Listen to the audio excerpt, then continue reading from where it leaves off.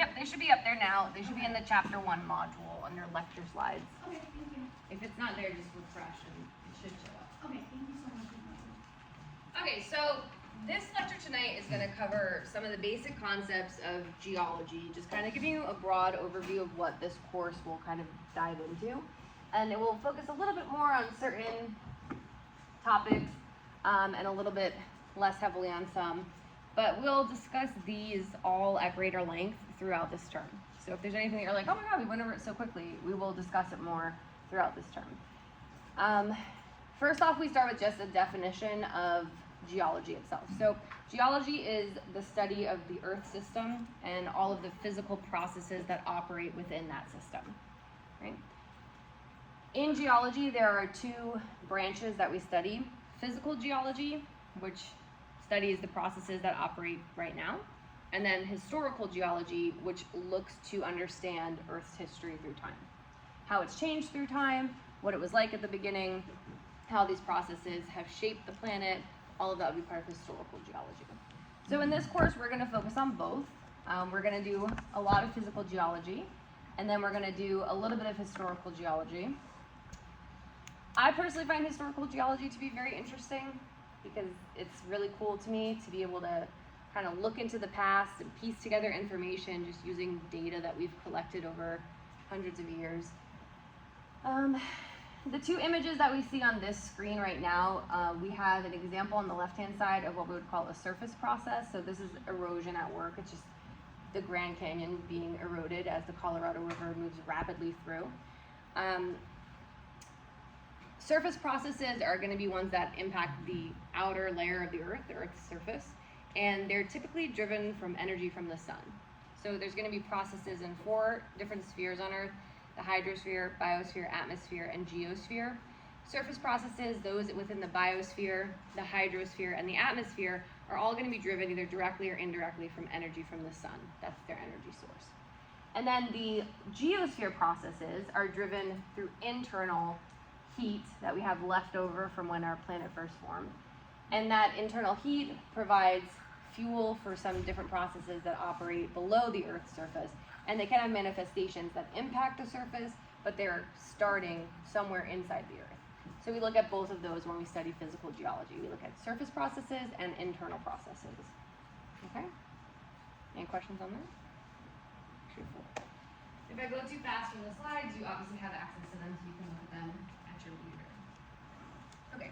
So now another thing that we investigate in geology is this idea of natural hazards or natural disasters. And the thing that we need to remember or recall is that geologic events only become disasters when they intersect human populations, right? You guys know where the biggest earthquake ever recorded was?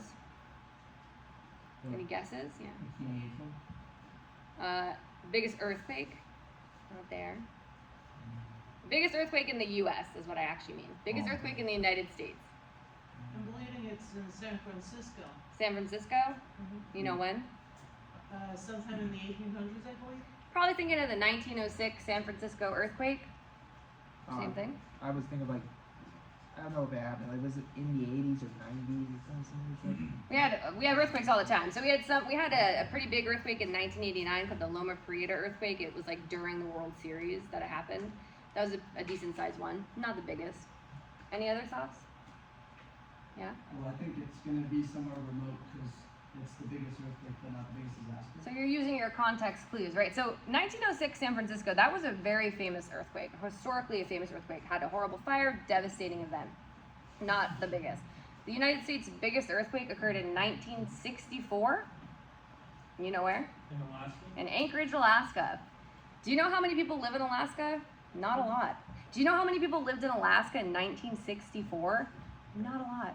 So despite the fact that we had this massive earthquake and a tsunami resulting from it, it wasn't as big of a disaster because there weren't as many people there. There wasn't as much property there. So we really measured hazards or disasters by two features: loss of life and loss of property. Economic cost. And if you have, an earthquake that strikes in the middle of a field where no one and nothing lives, there's no loss of life, there's no loss of property, it's not really a disaster. It's just an event. And that's true for a lot of our natural hazards that we experience. the Earth just does its thing, right? They only become disasters when they affect us. Now, these become more and more common now because more people live on this planet, more places on the planet are populated, and we do sometimes tend to congregate around really geologically active places. So we do have a lot of hazards that we experience today, and we hear about them more readily just because of how connected the world is. But they're just a part of the Earth process, and they're not, obviously the Earth has no ill will towards us. At least not yet. Like that's like an M. Night Shyamalan movie, right? Maybe the world will one day decide it hates us. But as of now, no, it's just doing its thing. This is an example of some tsunami destruction. This is in Japan. A place that's very prone to tsunami because it's a very active geologic site. We're at a subduction zone. They're going to have earthquakes. They're going to have tsunami. They're going to have volcanic eruptions, all kinds of issues there. And this is just a reminder, more people now live in cities than in rural areas. We have areas in Earth that are extremely populated where millions of people are confined in a very small space. So if a disaster hits those areas, they become very vulnerable to destruction. Resources are another important part of geology. So in addition to looking at how we can mitigate the effects of natural disasters or anticipate them, we also study geology in an attempt to understand where resources on Earth are located, how they form, and how we can best extract them. The Earth provides a lot of resources for us. Some of them it creates continuously, others it doesn't, and we're limited in how much we have. But either way, we're going to want to access those resources for use in our daily life. This is going to include things like water, soil, metallic and non-metallic minerals, and of course energy or fuel resources like gas, oil, coal, any of those things. We'll talk more about resources a little bit later this term too. Okay, so now when it comes to kind of like the field of geology and how it's developed over time, geology itself is of course a really old field. People have lived on this planet for a pretty long time. And as long as people have lived on this planet, they've investigated, like, why do these events occur? They've had hypotheses about why, they've had myths, they've had legends, they've had scientific discovery. But for how long geology has been around, it really wasn't until somewhat recently that we had a pretty good understanding of the Earth system. So while the field itself is pretty old, a lot of the major tenets are relatively young. So back in the mid-1600s, there was this guy, James Ussher. He had proposed this idea of catastrophism, and it talks about how Earth's landscapes are shaped primarily by catastrophe. So it's like, I'm looking out at the world, oh my gosh, there's the Grand Canyon. It's this giant, massive hole. Probably some crazy event happened and that formed in a split second. Oh, that mountain over there must have popped up overnight, right? These massive landscapes that we observe were thought to be the result of some sort of catastrophe that left a scar on the planet. Now, later on, another James came along, James Hutton, and he said, you know what, we don't really see that happening today. We don't see like mountains popping up overnight. We don't see canyons just opening up in the middle of a continent. So I don't really think that used to happen either. And he presented his idea, which was known as uniformitarianism. And what the word means is literally just things are uniform. They're the same now as they used to be. So processes that operate on Earth today are the same ones that have always operated on Earth. So if we're not seeing these major catastrophic events today, then they're probably not what was responsible for forming all these different features in the past. And they often say that the present is the key to the past. So if we look at the processes we see today, that's the same thing that would have happened in the past. Now, one reason why this idea was hard to come by, uniformitarianism, is because the processes that we observe on Earth today are slow, really, really slow. Think to the lab you guys just completed, right? You looked at like how much the Grand Canyon gets carved out each year. And we found it was like 1/4 of a millimeter per year, right? That's like not a lot. That's like the length of the tip of your fingernail, basically. Mm-hmm. So knowing how deep the Grand Canyon is, if that's the rate it's carved at, that means the Earth has to be really, really old. And back then, we did not understand how old the Earth was. We were all like, oh, look at the Bible. The Earth must be 6,000 years old. Yeah, no. If the Earth was 6,000 years old, there's no way that these processes that operate today could be responsible for shaping the landscapes that they've created. But in fact, since the Earth is a lot older, these really slow processes, they do build up over time to create what we see. So it took us understanding quite how old the Earth is to have an appreciation for how slowly these processes occur. So this is just an image of the Grand Canyon. It shows you that these rocks, visible in this picture, span 1.5 billion years worth of Earth's history. So rocks near the bottom, most likely like a Vishnu schist. These rocks are almost 2 billion years old. And then these guys at the top are much younger, formed more recently in geologic history.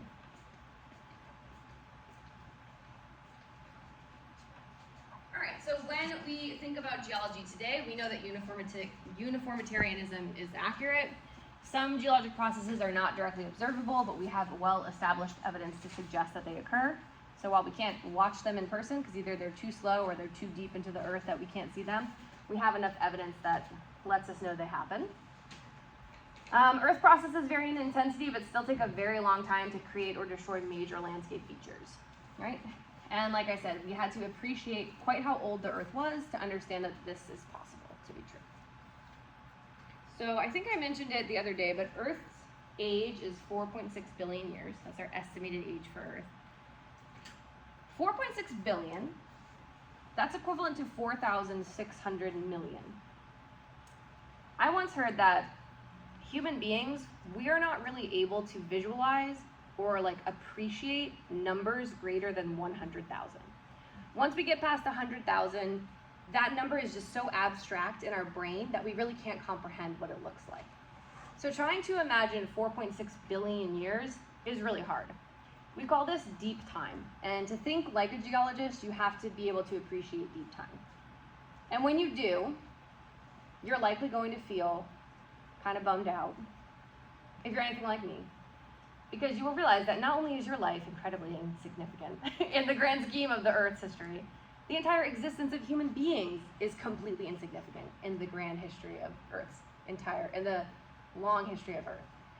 So like, for now, they have an analogy here, which I know is very hard to see from where you're at, but it's a calendar. And it says, let's condense Earth's entire history into 1 year. If we did that, January 1st of the year would be when Earth first formed. So Earth is there, it's a hot molten rock chilling out in space.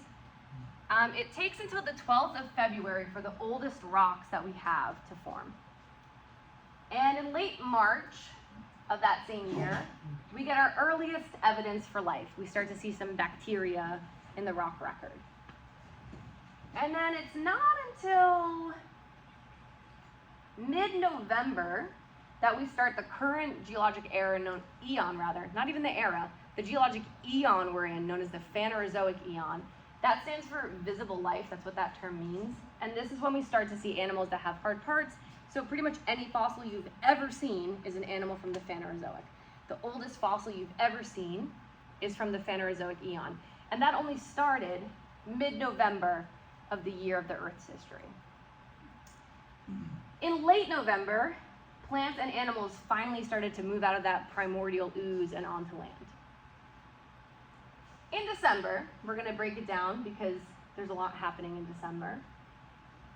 December 15th through 26th of the year that Earth formed, dinosaurs are the ruling species on Earth. On December 31st, we're going to break it down even further. Everything here is in PM. So on the very last day of the year of the Earth's history, on December 31st at 11:58 p.m. and 45 seconds, so just about a minute to the new year, the Ice Age glaciers recede from the Great Lakes. At 11:49, Homo sapiens appear in our modern form. That's still like our most basic form. December 31st, from 11:59 and 45 seconds to 11:59 p.m. and 50 seconds is when Rome rules the Western world. So all you Roman Empire people, that's your time. On December 31st at 11:59 and 57 seconds is when Columbus arrives in the New World. That obviously was not that new because it existed for a long time before he got there. December 31st at 11:59 p.m. and 59.999 seconds was the turn of the millennium, Y2K. Who lived through it? I know there's a couple. You lived through the millennium? But I don't remember it. Okay, you lived through it. I know Gigi lived through it, right? What's that? What is The year 2000. So in the year 2000, it was a big deal because we were convinced that at midnight on 2000, all like the world's computer systems would shut down because they'd have to reset to 0 from 1999. And everyone was like freaking out. So they were like, oh my God, every computer system's gonna crash and Y2K is gonna happen and there's gonna be like all these problems and all the things are gonna shut down. And it was fine, nothing happened. But it was like a big thing. So if you lived through the turn of the millennium, enough that you were cognizant of it and not a little child, you would have been like aware of that. It was a very big cultural event. And that happened at 11:59 and 59.999 seconds. So most of you weren't even born. So that means that you have lived maybe for 1/1000th of 1 second of an entire year of history. So yeah, not really that long. And it can be a little disheartening. Understanding this deep time, and then also studying astronomy and understanding like how little our planet is, really, takes a number out of you. But truthfully, my philosophy is, whether or not we are just a speck of dust on a little blip of the radar of time, we matter to who's here now. So like, let's just try to make good memories, be good people, do good in the world today. We will be forgotten. Our whole species will go extinct probably soon enough. But you know, that's okay. We can still value the now. But that's what it is to study geology. And now, because geologic time is so long, we break it down into various different segments. And this thing I know is, again, a little small, a little hard to see. This projector is really small. But what you have here is a geologic history of the Earth. And it starts with Precambrian time. So this is Earth's whole 4.6 billion year history. From 4.6 billion years ago to about 545 million years ago, stuff was happening, but we don't have a lot of record of it because it's a really long time ago and a lot of the records either got destroyed or they never formed. So like this time, Precambrian time, it accounts for 88% of geologic history. And like, if we read it in a textbook, it would probably be a paragraph because we just don't know much about what was going on then. There's like not a lot was happening, especially if we're talking about life on Earth. Life on Earth really wasn't recorded much during this time. Then here at 545-ish million years ago, we start the Phanerozoic eon. This is the eon in which we live. In geology, your eons are your longest demarcation of time. So the eon is then broken down into a few different eras, which are still very long periods of time. And in the Phanerozoic eon, we have 3 eras: the Paleozoic, Mesozoic, and Cenozoic. Paleo means ancient. Zoic is the Greek root for life. So Paleozoic is ancient life. At the very start of this era, we had just like an explosion of life in the rock record. We start to see all sorts of diversified life. We see organisms that have specialized features. So a lot different than what we'd seen previously, which was like basically just blobs of bacteria. In the Paleozoic, we have several different time periods. So there's 7 periods, 6 in other parts of the world. In the US, we break one of them into 2, so 7. But these 6 periods are the Cambrian, Ordovician, Silurian, Devonian, Carboniferous, Permian. That's all the periods in the Paleozoic. And they all have sort of different features. We're gonna learn more about them when we talk about geologic history. But like each period is a little bit distinct from the previous or the preceding or the subsequent period. Enough so that we're like, oh yeah, this needs its own time in history. Just like, you know, the Renaissance would have its own time and whatever it might be. When the change to the Earth system or to the rock record is very extreme, it ends not only the period but the entire era. So at the end of the Permian, there was a mass extinction event that killed almost every single living thing on Earth. It killed about 90% of all species that were alive on the planet. So if you think about every single animal and plant that exists, and now picture 90% of those species going completely extinct, that's what happened at the end of the Permian. So kind of like a reset, kickstarted evolution and got us some new stuff. And it was such a big change that it started a whole new era. That era was the Mesozoic. Maybe you recognize these names: Triassic, Jurassic, Cretaceous. So this is the time of the dinosaurs, right? The big ones, like the famous ones, were more here in the Cretaceous. It's called Jurassic Park. Probably really should have been called Cretaceous Park. The Jurassic didn't have really all those dinosaurs that we see. And then we have, at the end of the Cretaceous, another mass extinction, not as devastating as the Permian mass extinction, but definitely dramatic because of that giant meteorite impact. Like James Ussher would have been so excited about that, the catastrophism, right? He would have been like, yes. But usually that's not how things happen on Earth, but in that case, yeah, a huge meteorite struck right off the coast of Mexico. It was called the Chicxulub meteorite. It was the size of Manhattan, and it hit Earth and such force that it was like, I can't remember the statistic I heard once, but it was something like 1,000 nuclear bombs going off at once or something like that. Or a million tons of TNT. That's the statistic I heard. Equivalent to 1 million tons of TNT. It's a huge amount of force. So if you were there, obviously you died immediately. If you were anywhere on the planet, you pretty much died or you suffered because there was a lot of devastation from that. And we'll learn more about that later too. So again, such a big event, it killed off the ruling species, the dinosaurs, and it allowed new species to take over.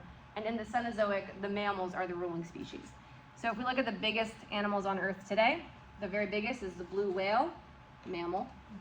Biggest on land, African elephant, that's a mammal. The ones who have most effectively shaped the Earth system, human beings, we're mammals too. So definitely the ruling species for this era. And now, within this era, we have different periods as well, and we even break them down further into something called epochs. And when we talk about things like ice ages and things, you may hear reference to like some of the different epochs, because they represent some glacial and interglacial periods throughout our history. We currently live in what's known as the Neogene. It used to be called the Quaternary period, but they sort of just recently changed it to the Paleogene and the Neogene. So we live in the Neogene period within the Cenozoic era within the Phanerozoic eon. And just like a little sidebar, you may have heard this fact before, but like Stegosaurus, he evolved like here in the Jurassic, and T-Rex evolved like here. And the length of time between the existence of Stegosaurus and the existence of T-Rex is greater than the length of time between the existence of T-Rex and the existence of human beings. So just again, kind of helps to show how long the Earth is. You know when sharks evolved? Down here. Sharks have been around forever. The peak killing machines. So yeah, they've been around for a really long time. They've lived through all of it. Sharks are pretty cool. And tortoises. Yep, turtles too. Long time. All right, so that is the geologic time scale. Again, I find it very interesting. We'll learn more about it throughout this term. Now, the next thing we're going to talk about, that we sort of covered the basics of geology itself. Now we're just going to talk about the nature of science in general. I'm not going to go through every single step of the scientific method super in-depth because I do feel as though you've probably already learned that before. But I am just going to remind you of a couple things. Science itself is a process of producing knowledge. So I once heard science defined as a system of knowledge and methods for finding that knowledge. And I was like, wow, what a terrible definition. That is so tenuous, right? Oh, what's science? Oh, it's just some stuff and also how we know the stuff. Okay, but honestly, that's truly what it is. Science is just a dynamic process of discovering. And it's ongoing. It's happening all the time. You engage in science, or at least in some scientific practices, every day, unless you have literally zero curiosity and never ask a question in your whole life. So most people engage in some form of scientific practice every day. Science itself is based on making observations and then developing explanations for those observations. It does assume that the world behaves consistently and predictably, which means that there are certain laws that we know are universal, so we can expect that they're going to operate in every part of the Earth. The goal of science itself is to look at patterns in nature and then use that to make predictions and also explain why those patterns occur. Data are essential to science and the development of scientific theories. So in order to pursue science, we need to do data collection. We usually do it through experimentation or research, but we need data. Whatever the data tell us, we know, okay, this is what the answer is to our question. Now, one thing that happens a lot in the world of science is mistrust with the general public. Right? You guys ever notice that some people don't really listen to scientists or believe scientists or trust scientists? And there's a couple of reasons for that. One of them is that science is dynamic, so science does change. And if you change your recommendation about something because the evidence changes, you get new evidence, and so you realize something you had told someone previously is now not true because you didn't have all the evidence initially. You can come across like really wishy-washy and people don't necessarily believe you. The other issue is, I think, one that hopefully would be easy to solve, and it's really just the misuse of these two terms. In our everyday language, we use the term theory when we have a guess about something, right? We say, oh, I have a theory about that, when we have a possible explanation. In science, that is not a theory, that is a hypothesis. But if you go around being like, oh, I have a hypothesis about that, you kind of sound like a big nerd. So we don't really use that in everyday language, but in science, when someone has an untested possible explanation for a phenomenon, it's a hypothesis. A theory is a well-tested and widely accepted view that the scientific community agrees is the correct answer. The other issue with science and why we don't always have the ability to convince people who are not scientifically minded that what we're saying is true is that scientists will almost never say anything with 100% certainty. Because of the fact that scientists appreciate that there is more evidence that we might not have that could come to light at any time. So because of that, I can never say I know definitively that this is true. I teach a science class at the middle school and I tell my kids, stop saying proves. We don't use proves, right? There's no proves, it's just supports. Because everything we know today says that this is the answer. But if tomorrow some new evidence comes about, we can change our mind. So there really is no proving something's wrong, right or wrong or true or false. It's just supported. Now, if you have a ton of evidence to support your theory, it's most likely that it's the true thing. And that's why all the scientists are like, yeah, all this evidence supports it, we're gonna say that's the answer. But that's not always convincing when you hear it from an outside perspective. It's like in that episode of Friends where Ross is trying to convince Phoebe of like evolution, and she basically breaks down like how like at one point like everyone thought the Earth was flat, and at one point they thought the atom was the smallest like particle in the universe, and so they cut it open and saw that there were more anything. So she's trying to say you can't believe anything because you'll never know. Yeah. So like scientists we would believe something until that new evidence comes about. But yes, we do stay open-minded. So this is that picture of the scientific methods. Like I said, I'm not going to spend a ton of time going through it, but just as a brief refresher, the first thing is to know there's no fixed path that scientists follow to lead to breakthroughs, right? You guys know like penicillin, for example, was discovered like by accident. This guy just like left his things out and they grew mold, and then he was like, oh, this one doesn't have any bacteria. Like, oh, he was accidentally discovered. Yo, there's probably some penicillin in my car right now because that thing's a mess. If I could have a scientific breakthrough just from my slovenliness, that'd be awesome. But typically, if we were to take what would be considered like the traditional approach, it would be like you ask a question. Well, first, you see something weird and you're like, that's weird. And then you ask a question, I wonder why that weird thing happened. And you're like, you know what, maybe this is why. And you test it with some kind of experiment. And then you take that experiment and you analyze the results. Did it get me what I was expecting? Did it not? If it did, you're like, cool. Do the experiment again. You're like, oh, same results. Okay, maybe I'm onto something. You show all your scientist friends. You're like, guys, check this out. And they're like, nah, you're probably wrong. Let me try it myself. And they try it and they're like, oh, all right, same results? Yeah, maybe you're right. And then like everybody tries it. And they're like, okay, we wanted to prove you wrong, but we couldn't. So I guess you're right. And then we accept that as a theory. It gets published as a theory. But it doesn't always happen exactly that way. Sometimes you have a question and you propose an idea and you do an experiment and it's like not at all correct. And you're like, oh, okay. And then you go back and you change your hypothesis. And then eventually, once you have enough people kind of agreeing that we can't disprove what you said, that's when we publish it as a theory. But there is no set path. And also, when we talk about the scientific method, it's not like some scientists are like, guys, we got to figure out how we can tell people how to do science. Let's make a method. And they made a roadmap. It's more like, this is just what people were doing. And then we're like, okay, let's just label this because it's already the natural progression of things.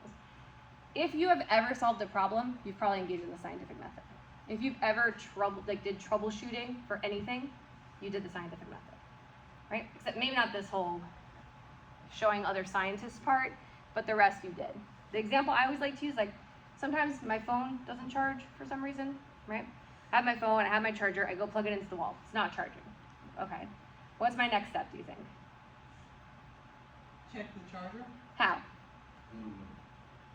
Do what? Plugging the wire. Filament, did you say? Oh, okay, so first, try it, like, is it just not in properly? Maybe that's why. It still doesn't work. Okay, now what? You see anything else? Change the plug. Try a new plug. You know, I got blocks. I have an iPhone, so like I have blocks, I have plugs, I have all different kinds of things. So maybe it's not working. I'm like, you know what? Maybe this block isn't working. I toss it to the side. I get a new block. I plug it in. Suddenly it starts working. Okay, I found my problem. It was the block. If I plug in that new block, it's still not working. I'm like, huh, that's weird. I'm gonna get a new cable. So maybe I go change out the cable, and I check, is that working? Oh, it's still not working. That's really weird. Oh, you know what? Actually, let me just try a different outlet. I go and I plug it into a different outlet. Oh, it's working now. So obviously it wasn't my charger. It was that outlet. If it's still not working when I plug it into another outlet, I might say, huh, it's really weird. Hey, friend who also has an iPhone, can you plug your phone in over here? They plug it in, it starts charging. Okay, well then the problem wasn't the outlet, it wasn't the block, it wasn't the cable, it's my phone. That's where the issue is.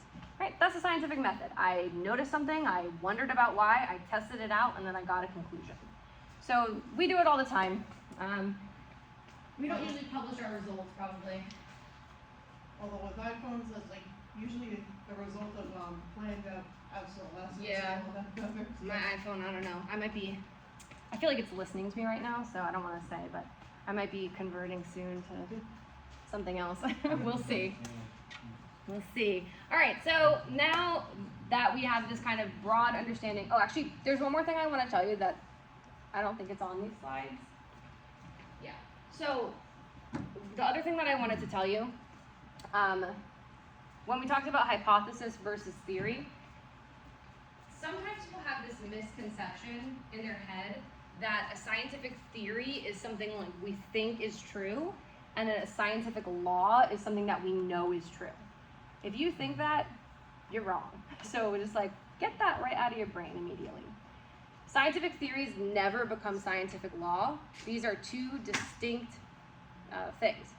Scientific theory is the highest level of scientific fact that you can achieve, and it carries the most authority possible in science, as does a scientific law. They are equal to one another. The difference is that a scientific law summarizes a pattern found in nature with no attempt to explain why it happens. So typically it's written as like a mathematical equation, the law of gravity, whatever it might be, Planck's law. And then the scientific theory comes in and says, here's why that happened, because it's a well-tested and agreed upon explanation for a particular phenomenon. So scientific law is the phenomenon, here's a thing that happens. Scientific theory, here's why that thing happens. They're equally as authoritative in science. So please make sure that you're aware of that, because that definitely confuses some people too. Because again, that misidentification of theory as hypothesis. All right, so now that we have a general basic understanding of sort of geology and science in general, we're gonna just very briefly go through the Earth system. So Earth is a system of interacting parts, and primarily it's a closed system because pretty much all the stuff on Earth stays here. We don't really get rid of a lot or get a lot more. Very rarely, people like Katy Perry and other things leave and go to space. So they would exit the system, and sometimes meteorites come back to Earth, so they would enter the system, but it's negligible compared to the total mass of Earth. So overall, we're a closed system with respect to mass. Now, with respect to energy, we are a partially open system because we do get energy from the sun and we do release energy out into space. But when it comes to mass, what we have here is what's always been here and what always will be here. So that means that every part of the Earth just cycles through various processes, and it travels through all of these different spheres of the Earth. The four are hydrosphere, atmosphere, geosphere, and biosphere. Hydrosphere, the name right there, hydro indicates water. This is all of Earth's water. That includes ocean and fresh water. It includes water in any of its three states, vapor, liquid, or solid. Sometimes, certain textbooks, including yours right now, they will sometimes pull ice out separately and call it the cryosphere.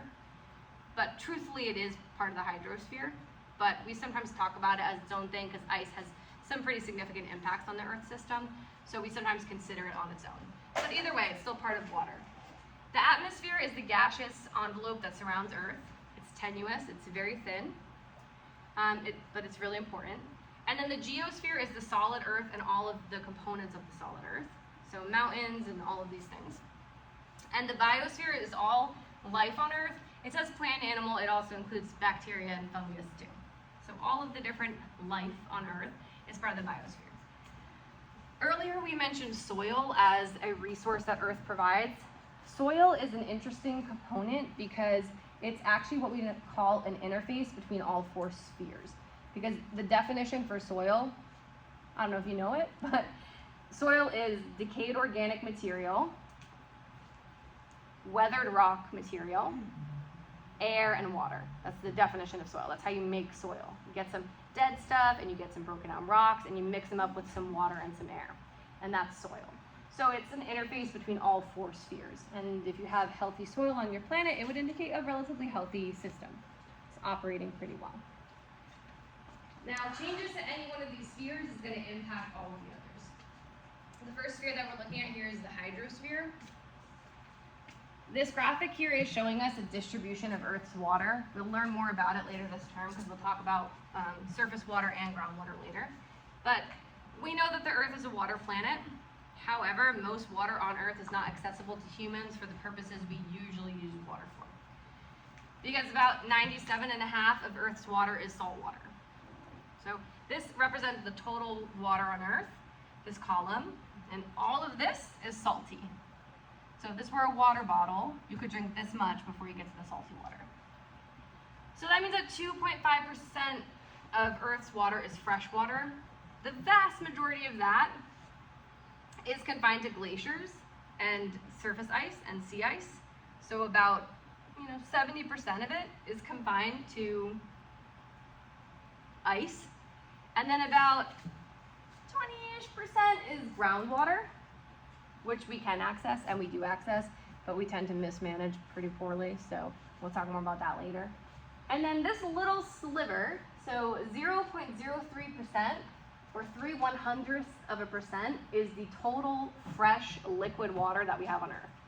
So of the entire column of Earth's water, less than 0.05%. So a very small amount of Earth's water is liquid fresh water. And that's going to include every stream, every river, every puddle, every lake that you've seen. It's also going to include some of our atmospheric water and some of our biological water as well. So it just goes to show that while water is abundant on Earth, we do have to be careful how we manage it because fresh water is not locally abundant. No, but it does recycle itself. It does, but not always quickly enough for us to use it.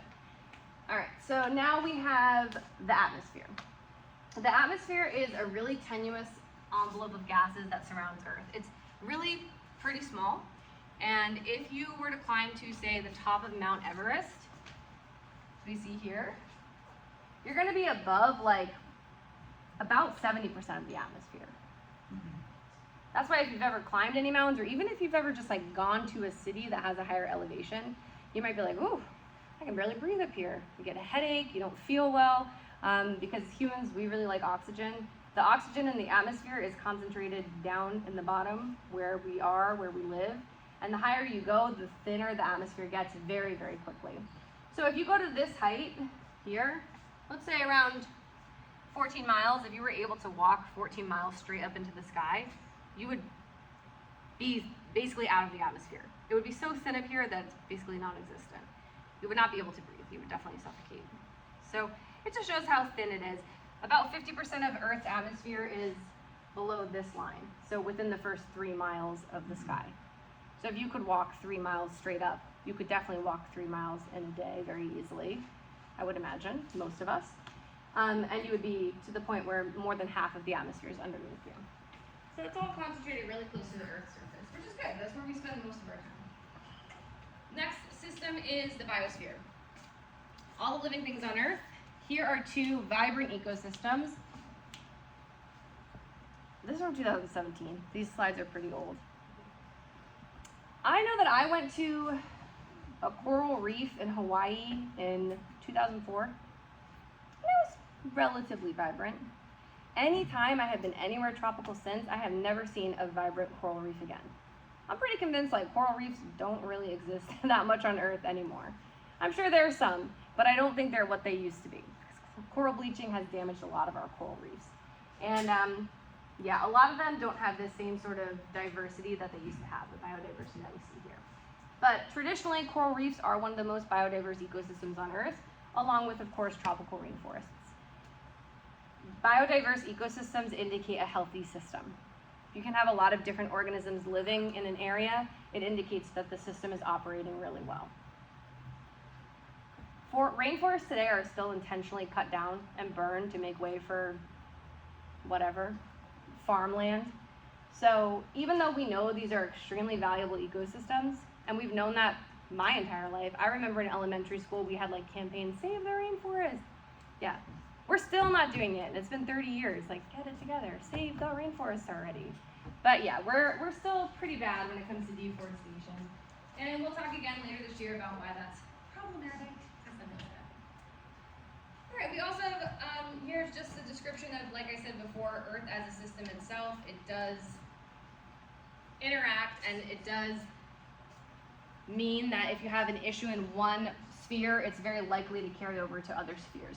There's also problems with sometimes modeling, predicting how an event in one sphere will impact another, because we don't always, there's just such a complex model, it's very hard to anticipate all of the ramifications of a change in one system.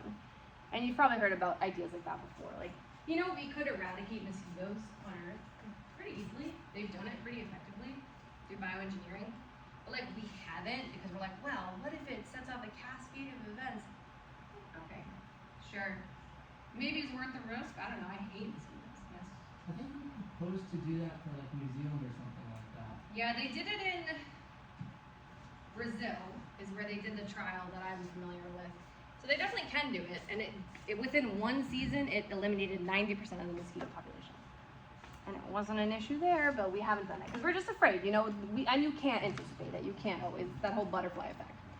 But I mean, like the male mosquitoes actually do, like they drink nectar and stuff, so maybe there's like still a use for them anyway.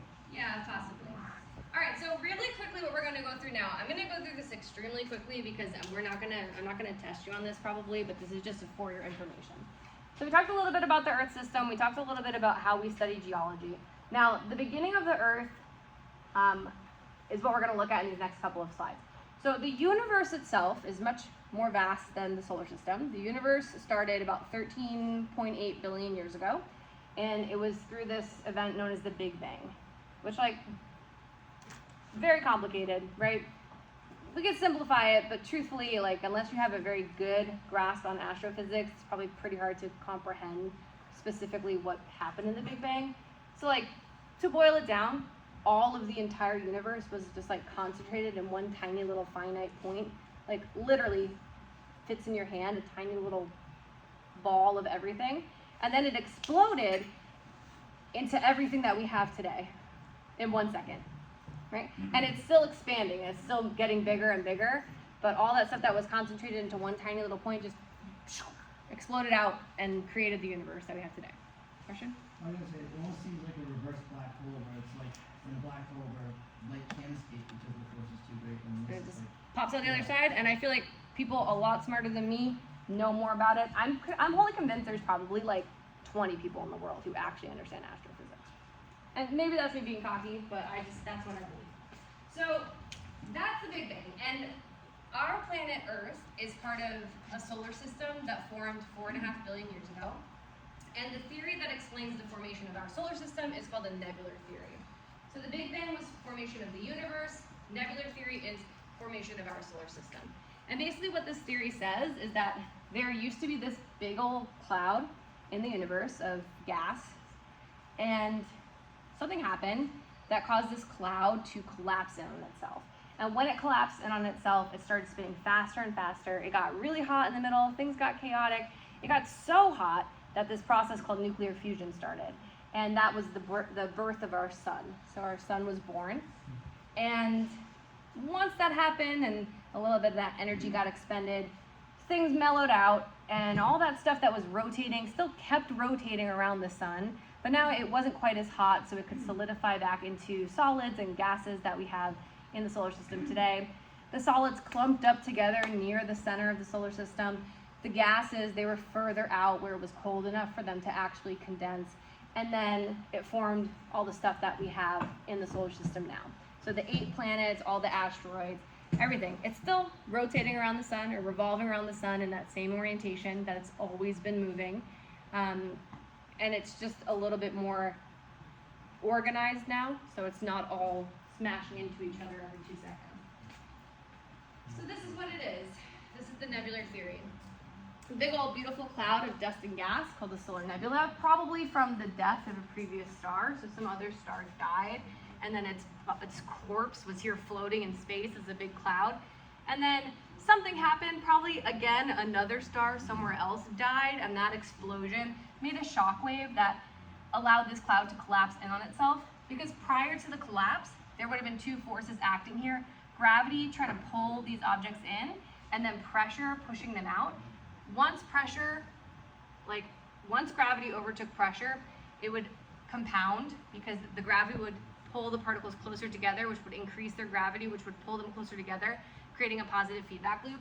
So it shrinks really quickly, it gets really hot, it creates what they call this like the fried egg version of the solar system. So it's kind of a bulge at the center, everything's rotating around, gets really hot, gets really chaotic, nuclear fusion starts, the rest of the stuff starts to settle into its orbit and coalesces together through this process called accretion, where it hits together and forms a clump. And if you've ever like cleaned up Play-Doh, and you take a little clump of Play-Doh and then you like squish all the other little pieces of Play-Doh, that's like accretion. That's how the Earth formed, basically. And it started as like, when I say like bits of dust, I mean like literal pieces of dust. So like the size of the dust under your bed. Those little pieces started to hit together until they built so much that they created all the planets that we have inside the solar system. And then at the outer edges, it was a lot colder. So the lighter gases like the helium and the methane could condense into ices, and then that could form the gas giants. It's why the inner planets are rocky, because rock and metal tends to have a much higher melting point. So it could exist in these areas that were really hot. And then those lighter elements, they didn't exist. It was too hot in the center of the solar system for them to exist in major quantities. So they got kind of blown out towards the edges. And this is kind of what that process talks about. Now for Earth itself, when the Earth formed, during that initial period, the Earth was really hot, and it was made of these different substances, metal and rock. And the metal was really heavy, it's really dense. It's so weird to sometimes think about rock as being light, but when you compare rock and metal, rock is usually lighter. Metal is very dense. So all of the metal that was inside Earth sank to the middle, and then all of the different chemicals that create rocks rose up to the crust or to the surface. So we have this planet that has a layered structure because there's just different density materials inside. And we're going to learn more about the specific structure of the Earth throughout this course. But for the general idea, the Earth is comprised of multiple layers. And the thinnest of these layers is the outermost layer called the crust. And it's broken down into 2 component parts. The oceanic crust, which is super thin and low-lying, it's dense, made of a rock called basalt. And then the continental crust, which is a little bit thicker, it's made of a rock called granite, primarily. Right underneath that, we have another really thin little rocky layer with a very fancy name, uppermost mantle, because it's the top layer of the mantle. Together, these 2 create a layer called the lithosphere, which is made of solid rock that gets broken into plates. And then right underneath the lithosphere, we have another layer of the mantle that has the ability to flow because it's a soft solid. It is not a liquid, it's a soft solid. Think of like toothpaste or like silly putty, soft solid. So it can flow, but pretty slowly. That layer is called the asthenosphere. And then right underneath that, we have another fancily named layer called the lower mantle. It's also sometimes called the mesosphere, which means middle layer. You know, meso is middle. And then inside we have 2 portions of the core. We have the outer core and the inner core. The inner core is solid metal, nickel and iron. The outer core is liquid.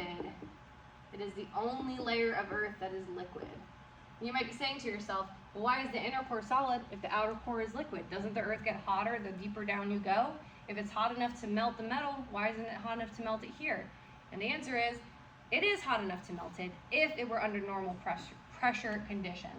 But because of the fact that the inner core is being squeezed on all sides by the weight of the entire rest of the planet, there is no ability for this metal to behave like a liquid. Liquids have to be able to slip and slide past each other. That's how their molecules behave.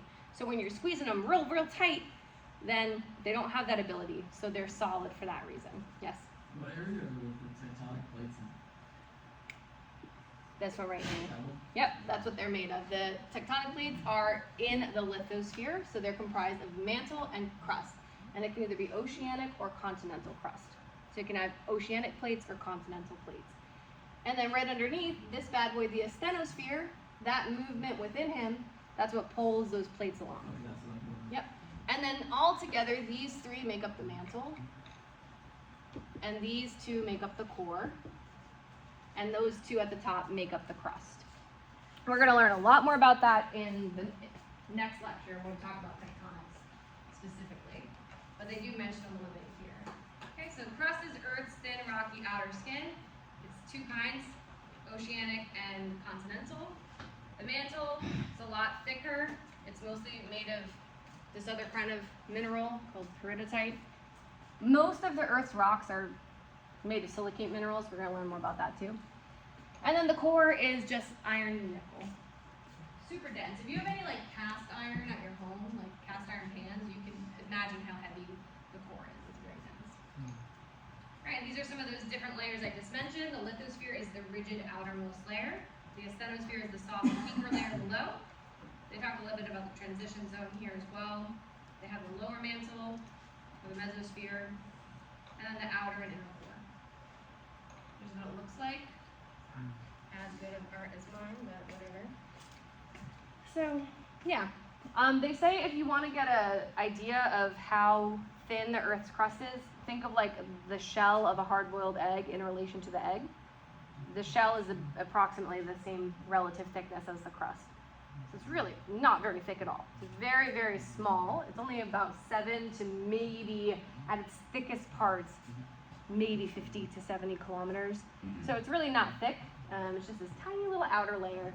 And that's all we've ever really investigated. We don't get anywhere past the crust. Right? Because temperature and pressures change pretty rapidly as you go into the Earth. All right. The other thing that this chapter talks about is the rock cycle. And I'm going to briefly mention it, but we're going to learn more about all of these types of rocks in the next couple of weeks. So the rock cycle is one example of a process that operates on Earth that cycles material within the system. Right? There's other cycles, the water cycle, for example. But the rock cycle is one that is obviously very important to the field of geology. Now, when we look at the rock cycle, we are trying to establish relationships between the three types of rocks and the two other places where rock material is stored, which would be igneous rocks, sedimentary rocks, metamorphic rocks, and then sediment itself, and then lava or magma. Those are places on Earth where rock material is stored, and then there are processes that connect each one of those reservoirs to the others to create new types of rocks. Because of the fact that Earth's a closed system, all the rocks we have are made of stuff from the same rocks we've had forever. So they just get recycled. We make new rocks, but they're not truly new. They're just repurposed from older parts. Right. It can help us to understand where these different types of rocks come from, and therefore understand the processes linked to each type of rock. So we can have an idea of maybe what was going on geologically in an area. This shows us a little bit of imagery about the types of rocks. This gives us a simple definition. Igneous rocks are ones that form through cooling and solidification of molten rock. You don't need to write any of this down right now because we're definitely going to learn more about it. Sedimentary rocks come from a couple of different processes, one of which is weathering of pre-existing rocks. And also metamorphic rocks form when other rocks change through forces like heat and pressure. Sometimes I think it can also be confusing because we just said like all the rocks change into different rocks, right? So why is metamorphic rock, like what makes that changing different? the difference is that during a metamorphosis of a rock, the rock remains essentially solid during that transition. If a rock were to change from metamorphic to another type of rock, it would need to either be completely melted into magma or lava or broken down into tiny little constituent parts. So the difference between a metamorphic rock is that it changes, but it doesn't actually, you're not actually breaking down that physical rock. The rock itself will stay solid, but it will just get like recrystallized, which we'll talk about in more detail soon. Like how coal becomes a diamond. Yeah, they don't, typically it doesn't become a diamond, they're more just two versions of carbon. But yes, same general idea.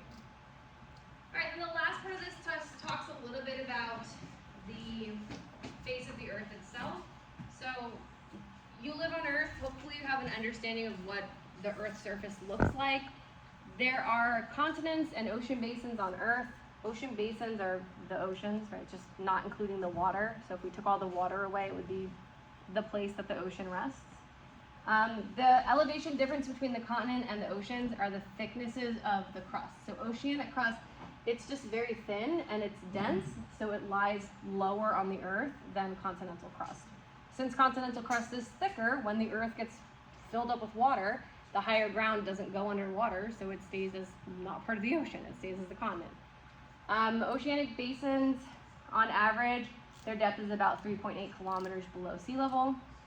Continents can vary a lot. You can have flat plateaus that are just near or slightly above sea level, and then you can have, areas with giant mountain ranges that are several kilometers above sea level. This I'm not going to test you too much on. It's just kind of explaining what the Earth system looks like at the places where continents and oceans meet. So when you walk out onto the beach, typically speaking, you're still walking on continental crust. You're not on oceanic crust the second you step into the ocean, right? Because some of the water, it comes onto the continental crust. So that area where you're walking that's underwater but still technically continental crust, that's called the continental shelf. And this is where we would spend our days splashing in the waves. The continental shelf. It's just a portion of the continent that's submerged. And then if we go a little bit further out, you would eventually get to a drop-off where we're moving from continent to oceanic crust. And this is known as the continental slope. So it's this like drop-off between the two. And then at the bottom of the drop-off, because it's kind of steep, stuff falls down there sometimes. So there's like a little mound of collected material that we call the continental rise. And then if we go out further from that, we get to the flat ocean bottom called the abyssal plain. And that would be the oceanic crust. Just a flat, kind of featureless bottom of the ocean. Now, when we first investigated the Earth, we thought the ocean was totally featureless underneath and it was just all flat plains everywhere. But truthfully, we know that's not true now. The oceans do actually have a pretty complex topography, or bathymetry as we call it. So there are places where the oceans might get really deep. There are places where there's mountain ranges under the oceans. So if we look at the water level, here's an island. Say it's Japan or something maybe. There's an island right here. And look, the deepest part of the ocean is actually pretty close to some land. It's right next to the island or next to the coast of this continent, whatever it might be. Some of the most shallow parts of the ocean can be off in the middle at this feature called the mid-ocean range or an oceanic ridge. So we're going to learn more about these different features and how they really changed our understanding of geology. But I'm not going to test you too much on the structure of the seafloor. This map is pretty famous. This one is showing us some of the different types of boundaries that exist on Earth. It's kind of outlining some of the locations of trenches or subduction zones on Earth. And like I said, we're going to learn a lot more about that in the upcoming weeks as well. From what I know, we technically know more about space than we do our own oceans. Yeah, we have not explored much of the oceans. They're hard to get to. You guys remember that submersible? Ocean Gate. Yeah. So like, if even the most wealthy people can't do it safely, there's no hope for the rest of us, right? So, 5% of the ocean we know about or something like that. I don't know that statistic off the top of my head, but I know it's low. Yeah. That we've investigated directly. Right. We might know other things, but yeah, we don't know much about it. And they talk about that in movies like The Meg and stuff. All right, so that's really all I have for tonight for you guys. It was just our brief overview of Introduction to Geology and the Earth System. On Monday, we'll talk about tectonics, which is chapter 2. So in that, we'll investigate more about these different types of crusts. We'll talk about what happens at all of these different boundaries, what kind of activity we can anticipate seeing. And then we'll dive into minerals starting on Wednesday. Any questions before you head out? All right. I'm here if you have questions. Otherwise, you're free to go, and I will see you on Monday. Good night.